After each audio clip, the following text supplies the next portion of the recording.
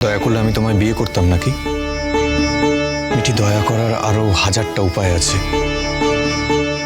একই কথা বারবার বলে কেন আমাকে ছোট করো বলো তো? Do you think I really deserve this?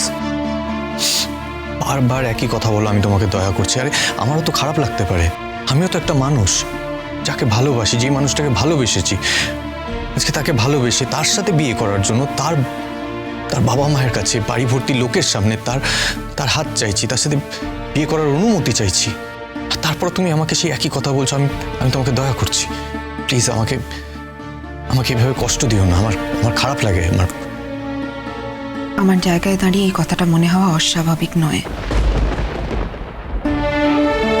But I request you Mithi, please, এই কথাটা শুনতে না আমার কষ্ট হয়। ঈশ্বর তোমাকে অনেক ভালো রাখুন, তোমার ভালো করুন, তোমার খুব ভালো হবে, আমি বলছি। আমি এই কথাটা সবার সামনে বলতে চেয়েছিলাম, মানে ফ্যামিলির সব মেম্বার থাকবে সেখানে, কিন্তু বাবিলকে বলা হলো না। বাবিল তো নেই এখানে। বাবিলও নিশ্চয়ই খুব আপসেট, ওর জীবনে যা চলছে। এনিওয়েজ,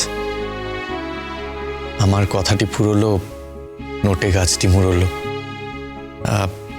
এবার কিন্তু দিনক্ষণ দেখার দায়িত্ব আপনাদের। আর আপনাদের বাড়িতেও তো একটা অন্য বিয়ে নিয়ে প্রস্তুতি চলছে। আমি কিন্তু খুব দেরি করতে চাই না। আমি কি একবারও বলেছি আমি এখন বিয়ে করতে চাই? এটি তুমি বলনি, কিন্তু আমি বলছি, কারণ তারাটা আমার আছে। কিসের তারা? বলছিলাম না বাইরে অ্যাপ্লাই করব। মিঠি, তোমার ক্যারিয়ারটা তো আমি এভাবে নষ্ট হতে দিতে পারি না। বিয়ে করে এখানে ঘর সংসার করবে, কোনো রকম একটা চাকরি করবে, এটাই কি তোমার উদ্দেশ্য ছিল? ছিল না তো। তাহলে তাই তুমি যে অ্যাপ্লাই করে রেখেছো, তোমাদেরও তো কিছুদিন সময় লাগবে সবটা গুছিয়ে নিতে।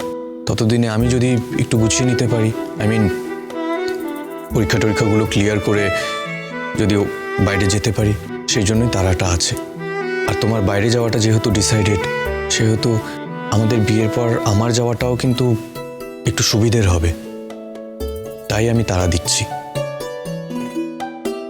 সেই জন্য বিয়ে করাটা খুব জরুরি। তবু এত কিছুর মধ্যে তুমি যে শুধুমাত্র ওর ভালো ভেবে, ওর ক্যারিয়ারের উন্নতি হবে এই সমস্ত ভেবে বিদেশে যাওয়ার কথা বলছো, শুনেও খুব ভাল লাগছে বাবা। তোমার বাবা মাকে একদিন আসতে বলো না, না তো আমরা যাই ওনাদের সঙ্গে দেখা করতে। বাবিলের ব্যাপারটা মিটুক, তারপর না হয় একদিন।